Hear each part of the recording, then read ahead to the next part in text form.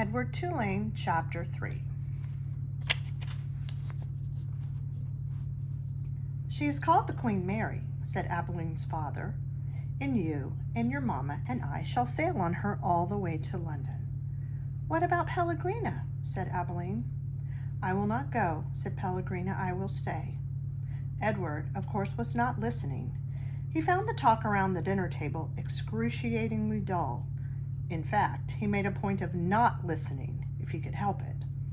But then Abeline did something unusual, something that forced him to pay attention. As the talk about the ship continued, Abeline reached for Edward and took him from his chair and stood him in her lap.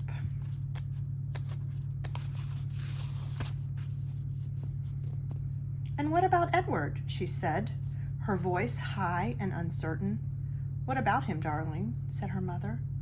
"Will Edward be sailing on the Queen Mary with us?" "Well, of course, if you wish, although you are getting a little old for such things as China rabbits." "Nonsense," said Abeline's father jovially. Who would protect Abeline if Edward was not there? From the vantage point of Abeline's lap, Edward could see the whole table spread out before him in a way that he never could have when he was seated in his own chair.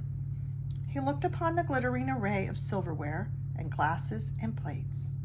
He saw the amused and condescending looks of Abeline's parents, and then his eyes met Pellegrina's.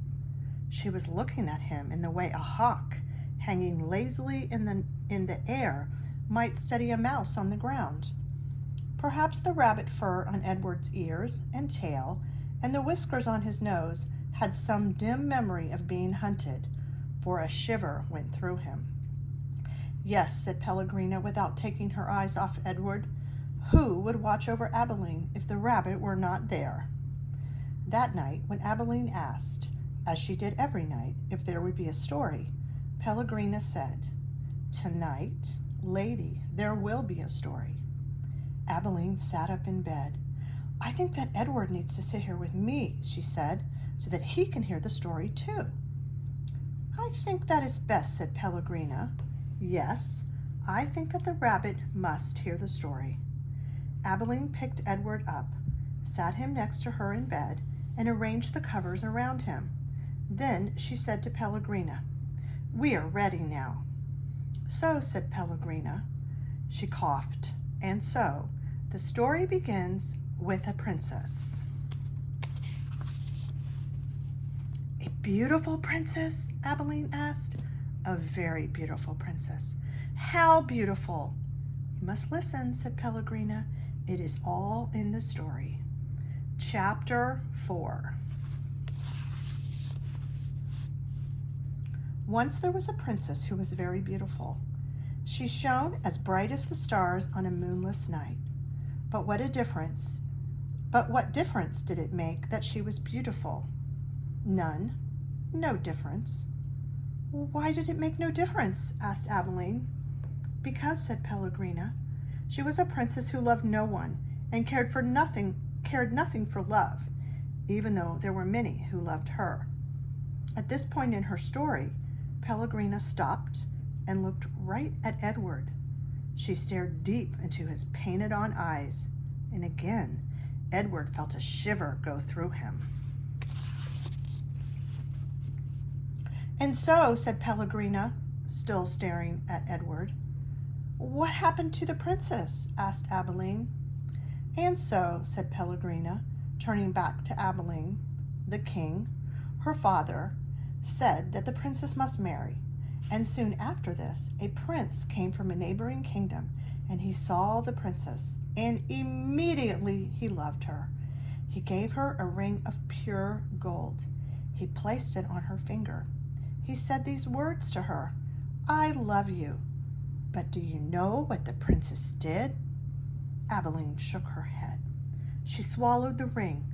She took it from her finger and swallowed it. She said, 'That is what I think of love,' and she ran from the prince. She left the castle and went deep into the woods.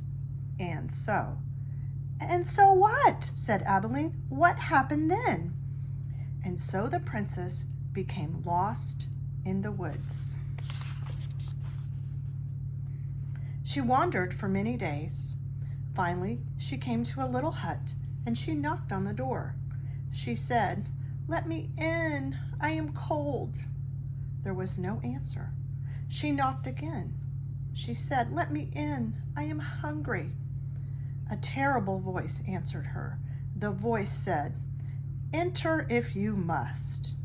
The beautiful princess entered, and she saw a witch sitting at a table counting pieces of gold. 3,622, said the witch. "I am lost," said the beautiful princess. "What of it?" said the witch. 3,623. "I am hungry," said the princess. "Not my concern," said the witch. 3,624. "But I am a beautiful princess," said the princess. 3,625, replied the witch. "My father," said the princess, "is a powerful king. You must help me, or there will be consequences." "Consequences?" said the witch. She looked up from her gold. She stared at the princess. "You dare talk to me of consequences?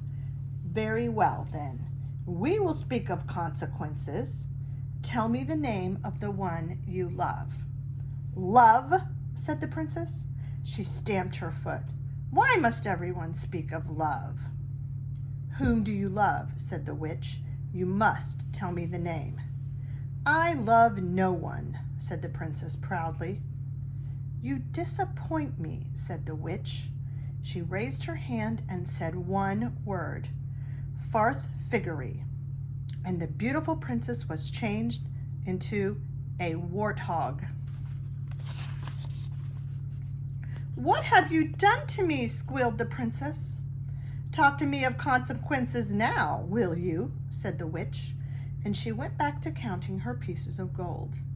3,626, said the witch, as the warthog princess ran from the hut and out again into the forest.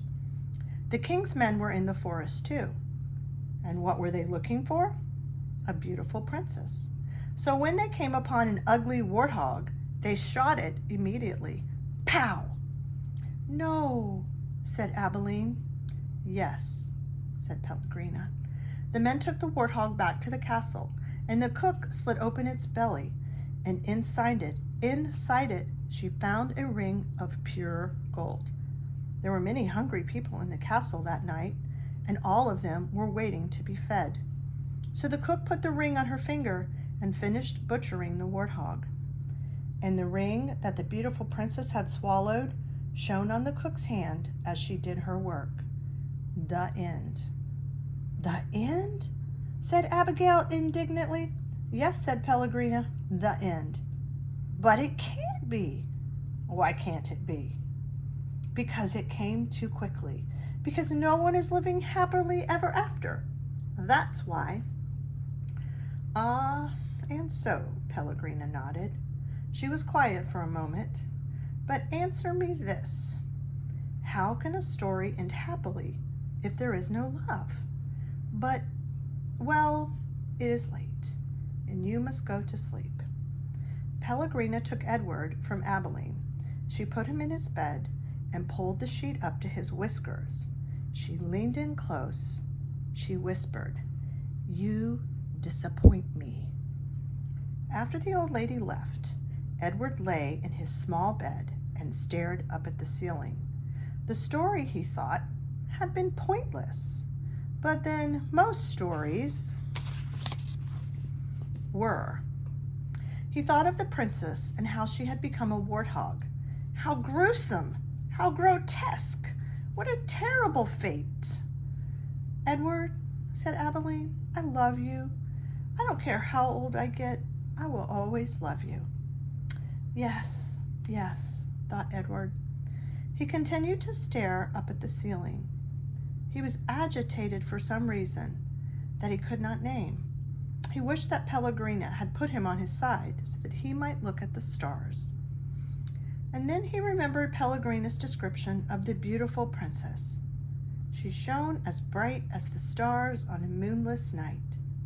For some reason, Edward found comfort in these words, and he repeated them to himself.